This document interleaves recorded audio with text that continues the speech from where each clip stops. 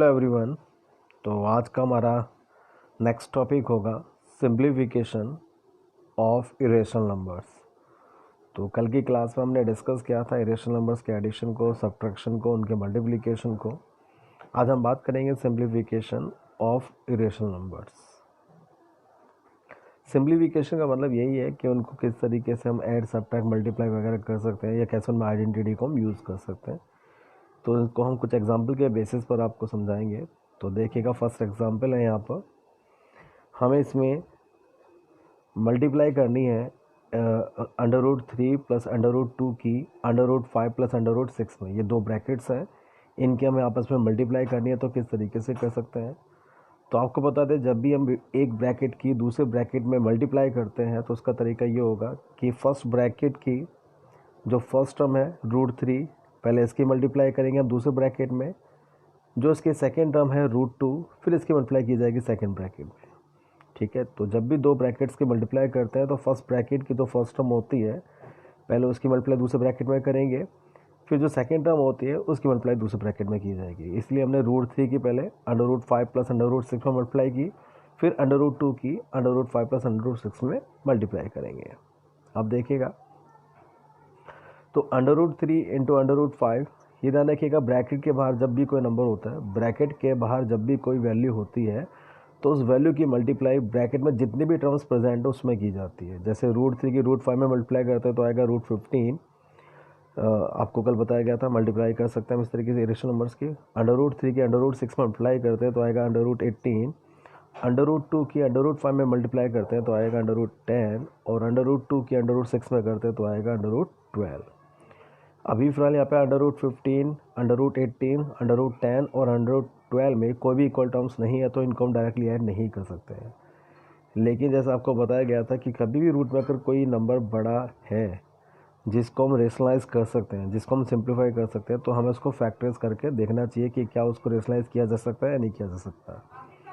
जैसे कि √15 को हम लिख सकते हैं 3 इंटू 5, √18 को हम लिख सकते हैं 2 इंटू 3 इंटू 3, √10 को लिख सकते हैं 2 इंटू 5, और √12 को लिख सकते हैं 2 इंटू 2 इंटू 3। अब जैसे ये अंडर रूट का साइन है यहाँ पर, तो उसमें आपको पता है कि अगर जिनका पेयर बन जाता है उसमें से हम एक वैल्यू को बाहर ले जाते हैं। तो 3 इंटू 5 में तो कोई पेयर नहीं बन रहा, तो वो एज इट इज़ रहेगा। लेकिन सेकंड में आप देख सकते हैं, सेकंड अंडर रूट में 3 और 3 का पेयर बन रहा है, तो उसमें से एक 3 को बाहर ले जाएंगे। ठीक है, ऐसे 2 इंटू 5 में कोई पेयर नहीं बना तो एज इट इज़ रहेगा। लेकिन फोर्थ वाले में 2 इंटू 2, इन दो 2 का पेयर बन रहा है, तो उनमें से एक 2 को बाहर ले जाएंगे। तो ये क्या बन जाएगा, तो ये एज इट इज़ रहा, तो √15, इसमें एक 3 बाहर चला गया तो 3 √2, फिर √10 एज इट इज़ रहेगा, और इसमें एक 2 बाहर चला गया तो 2 √3 आ गया। तो ये इसका सॉल्यूशन होगा। इनमें से कोई भी इक्वल टर्म्स नहीं है, तो इनको हम आपस में ऐड नहीं कर पाएंगे। नेक्स्ट एग्जांपल देखिएगा, इसी तरीके का है। इसमें पहले ब्रैकेट में √5 माइनस √2 है, और सेकंड ब्रैकेट में √2 माइनस √3 है। तो इनकी अगर मल्टीप्लाई करेंगे तो किस तरीके से करेंगे, तो वही तरीका यहाँ पे यूज़ होगा। पहले हम फर्स्ट ब्रैकेट को, फर्स्ट टर्म को लेते हैं √5, इसकी मल्टीप्लाई करेंगे सेकंड ब्रैकेट में, जो कि होगा √2 माइनस √3। फिर जो सेकंड टर्म होगी इसकी माइनस √2, ध्यान रखिएगा माइनस के साथ आपको लेना है, तो माइनस √2 की मल्टीप्लाई करेंगे दूसरे ब्रैकेट में, जो कि है √2 माइनस √3। अब √5 की, अब क्योंकि ब्रैकेट के बाहर √5 है, तो √5 की दोनों टर्म जो प्रेजेंट है उसमें मल्टीप्लाई की जाएगी, तो √5 इंटू √2 हो गया √10।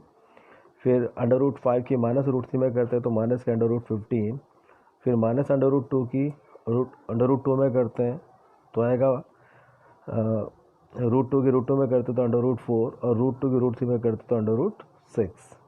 ठीक है, इसके बाद इनके ब्रैकेट को हम ओपन कर देते हैं, तो √10 माइनस √15, यहाँ ब्रैकेट ओपन करेंगे क्योंकि ब्रैकेट के बाद माइनस का साइन है, तो ये आ जाएगा माइनस √4 प्लस √6। अब इसके बाद जिनको रेशनलाइज कर सकते हैं उनको सॉल्व कर लेते हैं। तो 10 को लिखेंगे 2 इंटू 5, √15 को 3 इंटू 5, 4 को लिख सकते हैं 2 इंटू 2, और √6 को 2 इंटू 3। हालांकि √4 को हम डायरेक्टली 2 भी लिख सकते हैं, क्योंकि आपको पता है कि 4 का स्क्वायर रूट 2 होता है, तो ऐसे लिखा जा सकता है। इसके बाद देखिएगा, तो उसका तो पेयर बना नहीं फर्स्ट अंडर रूट के अंदर, तो √10 एज इट इज़ रहेगा। सेकंड में भी पेयर नहीं बना, तो √15 एज इट इज़ रहेगा। यहाँ पे 2 का पेयर बन गया तो 2 बाहर चला जाएगा, रूट में कुछ बचेगा नहीं, तो डैट मीन्स वहाँ पे रूट फिर नहीं यूज़ किया जाएगा, तो सी वो 2 ही आ जाएगा। या आप इसको डायरेक्टली भी लिख सकते थे, जैसा अभी आपको बताया। और यहाँ पे 4th रूट में भी कोई पेयर नहीं बना तो √6 एज इट इज़ रहेगा, तो ये इसका सोल्यूशन हो जाएगा। नेक्स्ट देखिएगा, पहले ब्रैकेट में 4√3 प्लस 3√2 की मल्टीप्लाई करने में सेकंड ब्रैकेट में जो कि है 6√2 माइनस 3√3 के साथ। तो देखिए इसमें भी उसी तरीके से मल्टीप्लाई करेंगे जैसे कि हमने अभी फर्स्ट एग्जांपल्स में हमने करी है। तो पहले 4√3 की मल्टीप्लाई करेंगे सेकंड ब्रैकेट में, फिर प्लस 3√2 की सेकंड ब्रैकेट में मल्टीप्लाई की जाएगी। अब 4√3 की 6√2 से मल्टीप्लाई करेंगे तो ये आ जाएगा 24√6। फिर 4√3 की मल्टीप्लाई करेंगे 3√3 में तो आ जाएगा 12√9। √3 √9। वैसे आपको पता है जब भी किसी वैल्यू के रूट की उसी वैल्यू के रूट में मल्टीप्लाई करते हैं तो उसका रूट हम डायरेक्टली हटा के लिख सकते हैं। डैट मीन्स अगर हम √3 की √3 में मल्टीप्लाई करेंगे तो हम सीधे इसको 3 लिख सकते हैं। अदरवाइज तो आपको पता है कि √3 इंटू √3 √9 होगा, तो अगले स्टेप में आप इसको 3 लिख सकते हैं जैसा आप चाहें। अब 3√2 की मल्टीप्लाई करते हैं 6√2 में तो आएगा 18√4, और ऐसे 3√2 की 3√3 में करेंगे तो आएगा माइनस के 9√6। अब यहाँ पे देखिएगा, अब 24√6 12√9। अब जब इसमें इक्वल टर्म से हम जैसे देख सकते हैं कि 24√6 और माइनस के 9√6 ये इक्वल टर्म्स थी, तो इनको हमने पहले एक साथ ले लिया है, और माइनस के 12√9 प्लस 18√4 को हमने एज इट इज रखा है। 24√6 में से 9√6 को अगर हम सब्ट्रैक्ट कर देते तो आ जाता है 15√6। ये 12√9 में भी हम यहाँ पे चाहें तो √9 को सीधा 3 लिख सकते हैं, या 3 इंटू 3 करके इसका पेयर बना सकते हैं, तो ये बाहर 3 आ जाएगा। और 18√4 में भी हम चाहे तो √4 को डायरेक्टली √9 को भी डायरेक्टली यहाँ पे 3 लिख सकते थे, और √4 को भी डायरेक्टली 2 लिख सकते थे। ठीक है, तो ये आ जाएगा 24√6 माइनस 9√6, तो ये आ गया 15√6।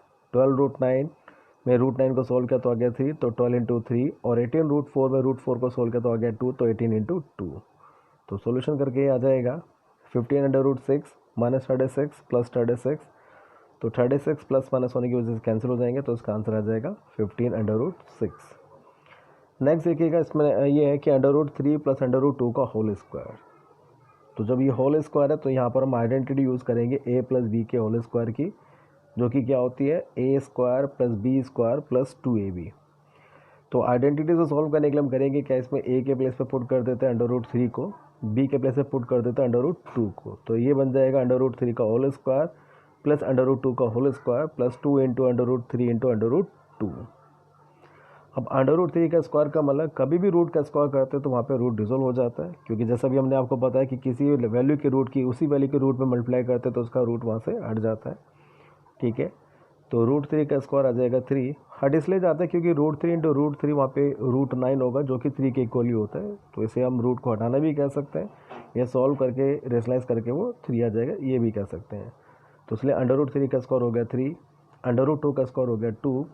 इनकी मल्टीप्लाई करेंगे तो कोफिशिएंट तो इसमें सिर्फ 2 ही है जो रूट के बाहर है, तो 2 एज इट इज़ रहेगा। √3 और √2 की मल्टीप्लाई करेंगे तो √6 हो गया।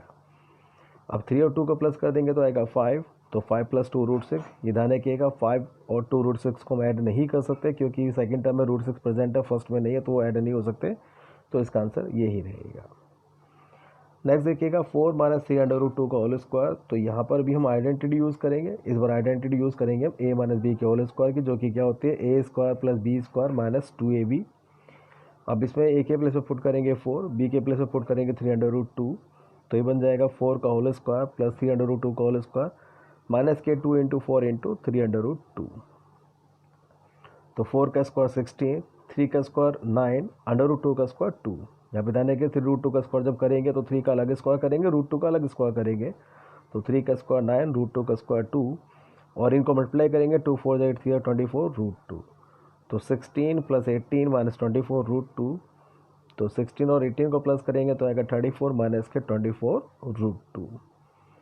ऐसे देखिएगा आगे √5 प्लस √2 की मल्टीप्लाई करनी है √5 माइनस √2 में, तो आपको बता दें ये भी हमारी एक आइडेंटिटी होते हैं a plus B into A minus B, क्योंकि आप देख सकते हैं दोनों ब्रैकेट में वैल्यू सेम है, एक बार वो प्लस में और एक बार वो माइनस में है। तो जब ऐसी कंडीशन हो तो आइडेंटिटी यूज़ होती है a plus B into A minus B की, जो कि इक्वल होता है किसके a square minus B square के। तो इसमें हम a के प्लेस पे पुट करेंगे √5 को और b के प्लेस पे पुट करेंगे √2 को, तो ये बन जाएगा √5 का स्क्वायर माइनस √2 का स्क्वायर जैसा आपको पता है कि रूट का स्क्वायर करते हैं तो रूट उसका हट जाता है, तो ये आ जाएगा 5। रूट 2 का स्क्वायर करेंगे तो आ जाएगा 2, तो 5 - 2 इक्वल टू आ गया 3k। ठीक है, तो आज ये कुछ सिंप्लीफिकेशन वाले क्वेश्चंस हैं जिसमें जनरली जो है हम आइडेंटिटी यूज़ करें रेशनल नंबर्स पर, उनकी मल्टीप्लाई करें, तो इनके बेसिस पे कुछ क्वेश्चंस हैं, तो इनको ध्यान से समझिएगा। तो इसी के बेसिस पर आपको कुछ क्वेश्चन दे रहे हैं होमवर्क में करने के लिए, तो उनको भी आप ध्यान से करके देखिएगा। तो आज के लिए इतना ही काफ़ी है। Thank you.